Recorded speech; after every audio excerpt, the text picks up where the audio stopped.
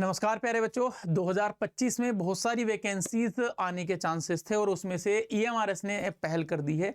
आज हम बात करने वाले हैं इसी ईएमआरएस ने जो नोटिफिकेशन जारी किया है, तो टीजीटी पीजीटी की वैकेंसीज कहां पर दी हुई हैं, कितनी वैकेंसीज हैं, उनकी क्वालिफिकेशंस योग्यता क्या है, सबके बारे में विस्तार से बात करेंगे। वीडियो थोड़ी सी लंबी होने वाली है, अंत तक बने रहिए। देखिए, सबसे पहले तो 4 स्कूल दिए हैं। एक तो आपका सगबाड़ा है और आपका देदियापाड़ा, नंदोद और तिलकवाड़ा। इन 4 स्कूल में आपको वैकेंसीज दी गई हैं और इन वैकेंसी में अगर हम बात करेंगे तो जो NESTS के गाइडलाइंस है उसके अकॉर्डिंग डायरेक्ट इंटरव्यू आप लोगों के होने वाले हैं।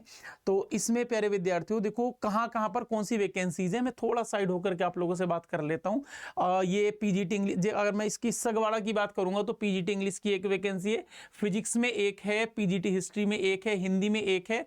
ये पूरा पढ़ पाना तो उतना संभव नहीं है। इसको जो ये पूरी की PDF है, इसको मैं नीचे कमेंट बॉक्स के लिंक में और साथ ही साथ आपके डिस्क्रिप्शन में मिल जाएगी, तो आप वहां से इसको देख लीजिएगा।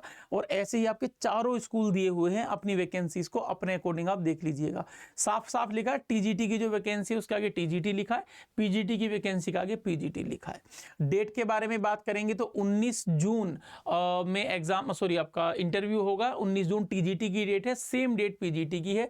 टाइमिंग आपको दिया हुआ है 5 बजे से, 8 बजे से 5 बजे के बीच में आपका इंटरव्यू होगा, ठीक है।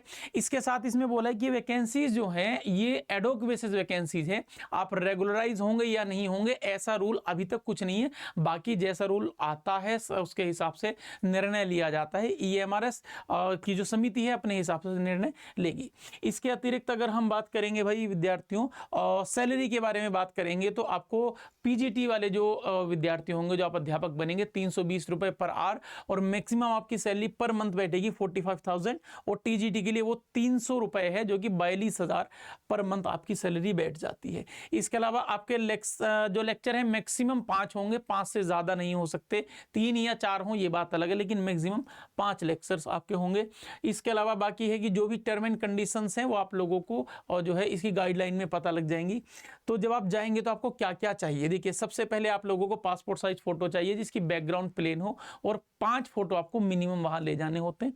दूसरा आपका लिखा है जो भी आपके ओरिजिनल डॉक्यूमेंट है वो आपको लेकर के जाने हैं। उनकी एक फोटोकॉपी, एक और फोटोकॉपी अटेस्टेड होनी चाहिए। एक सेल्फ अटेस्टेड और अगर आप चाहो तो एक गजेटेड ऑफिसर से अटेस्ट करा के ले जा सकते हो, तो उसमें आपके लिए आसानी होती है ना। इसके अतिरिक्त TADA कोई नहीं मिलेगा। वेन्यू डेट टाइम आप लोगों को ऊपर दे ही दिया गया है। इसके अतिरिक्त प्यारे विद्यार्थियों टाइमली अराइवल, बाकी और कोई ऐसी खास बात इसमें नहीं दिखाई दे रही है। डिसिप्लिन वगैरह ये तो देखिए आपको रखना ही पड़ता है। मोबाइल फोन वगैरह का आपको यूज नहीं करना है। अच्छा, ये आपका है कि final selection is based solely on the merit and performance of the candidate during the interview. Any candidate found attempting to influence the interview. तो बाकी यही है कि आपका जो इसमें सिलेक्शन होगा वो आपके परफॉर्मेंस के बेस पर होगा। अगर आप कोई भी ऐसी एक्टिविटी करते हुए पाए गए जो कि मतलब अगेंस्ट है रूल के, तो आप लोगों को डिस्क्वालीफाई घोषित कर दिया जाएगा, ठीक है। इसके अतिरिक्त डिस्प्यूट अगर कुछ हुआ तो फिर प्रोजेक्ट एडमिनिस्ट्रेटर जो राजपाड़ा है वहीं की जो एक समिति है वो समिति उसका निर्णय करेगी। मतलब उनका अपने जो एक आयोग बना होता है, आयोग में आपकी फाइल चली जाती है, उसके अकॉर्डिंग से आपका जो है डिसीजन ले लिया जाता है। इसके अतिरिक्त ये आपको फॉर्म है जो आपको फिल करना है वहां जाने के पर। ये देखिए विद्यार्थी, इसमें जनरल जो है इंफॉर्मेशन है, आपका नाम, फादर का नेम या हस्बैंड का name, date of birth, category, correspondence मतलब पत्राचार का आपका पता, आपके ईमेल आईडी, आपका फोन नंबर, ये आपके जो डॉक्यूमेंट्स हैं उनकी डिटेल आपको फिल करनी है। फिर आपको कौन सी पोस्ट में फिल करना है, मतलब कौन से स्कूल में, कौन से स्कूल की कौन सी पोस्ट में। तो मैक्सिमम आप 3 पोस्ट पर फिल कर सकते हो जो इसके अनुसार लिस्ट में दिया हुआ है, ठीक है। बाकी ऐसा अभी तक फॉर्म में नहीं लिखा कि आप कितने पोस्ट के लिए फिल कर सकते हो। यहां आपको अपने सिग्नेचर करने होते हैं, ये आपको सब पता ही है। अब देखिए, अब आपका एलिजिबिलिटी क्राइटेरिया क्या है, अर्हताएं क्या हैं, ये काफी बड़ा पोर्शन है। बताना एक एक पॉइंट बताना तो पॉसिबल नहीं होगा। अब आपको नीचे जब इसकी PDF मिलेगी तो उसमें आप देख सकते हैं, लेकिन मैं फिर भी आपको बताता हूं।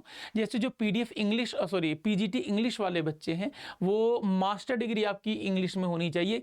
हिंदी के लिए हिंदी, फिजिक्स के लिए physics, chemistry, math same, biology के लिए बायोलॉजी जो, और इसके अलावा आपका बॉटनी और आपको जूलॉजी, इन तीनों में से किसी एक में भी आपका पीजी हो तो आप बायोलॉजी के लिए एप्लीकेबल हैं। हिस्ट्री ज्योग्राफी में सेम है। कॉमर्स में आप लोगों को जो इंटरनल सब्जेक्ट होते हैं, जैसे आपका बीएसटी है, बिजनेस स्टडीज है, या अकाउंटिंग सब्जेक्ट हैं, तो जो भी आपके इंटरनल सब्जेक्ट होते हैं उनके विषय में बात की गई है। इकोनॉमिक्स के लिए इकोनॉमिक्स है, और रीजनल लैंग्वेज के लिए तो वो सेम लैंग्वेज आपकी होगी ही होगी, ठीक है। इसके अलावा बीएड आपका होना चाहिए। बीएड में आपका लिखा कि in the case of integrated 4 years degree जो है बीएड इज नॉट रिक्वायर्ड। अगर मतलब आप जो है इंटीग्रेटेड कोर्स कर रहे हैं, जो मतलब जो 4 साल में आपका बीए बीएड एक साथ हो जाता है, तब आपके लिए अलग से बीएड की कोई ज़रूरत नहीं है, और वो नॉर्मल सी बात है, तो एक साधारण सा फैक्ट है, आप किसी भी प्रकार से बीएड किए हुए हो, ठीक है। फिर कॉमर्स के लिए आपकी जो है जो एलिजिबिलिटी है, क्वालिफिकेशन है, फिर नीचे टीजीटी की आपकी जो क्वालिफिकेशन आ गई है,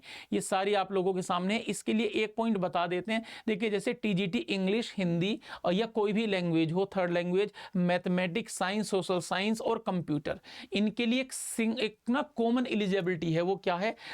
4 साल की इंटीग्रेटेड डिग्री या तो आपकी होनी चाहिए, या फिर आपका बैचलर ऑनर्स डिग्री आपकी होनी चाहिए, जिसमें 2 साल आपका मेन सब्जेक्ट आपने मिनिमम पढ़ा हो, जो 3 साल के कोर्स में से, जैसे हिंदी है तो मिनिमम 2 साल तो आपने हिंदी पढ़ी ही हो, है ना।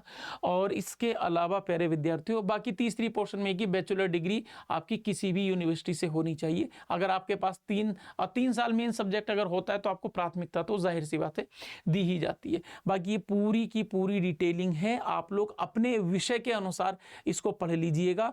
और प्यारे विद्यार्थियों, ये म्यूजिक, आर्ट और फिजिकल एजुकेशन ये स्पेशल सब्जेक्ट माने जाते हैं, क्योंकि इनमें आवेदन भी कम होते हैं, इनके रूल कुछ थोड़े से चेंज, पीएचई के तो भाई काफ़ी चेंज रूल होते हैं, तो आप लोग ज़रा ध्यान से पढ़िएगा, ठीक है। पीएचई में बहुत सारे ऐसे संस्थाएं हैं जहाँ से सर्टिफिकेट्स आपके लिए जाते हैं, तो उनको आप अपने हिसाब से देख लीजिएगा विद्यार्थियों। और इन सब के लिए जो बैचेज हैं वो हमारे लगातार चलते रहते हैं, नीचे नंबर दिया गया है स्क्रीन पर। अगर आप जुड़ना चाहते हैं किसी भी बैच से तो आप जो है इसमें जो है एनरोल कर सकते हैं। बाकी किसी अच्छी न्यूज़ के साथ फिर मुलाकात करूंगा। धन्यवाद।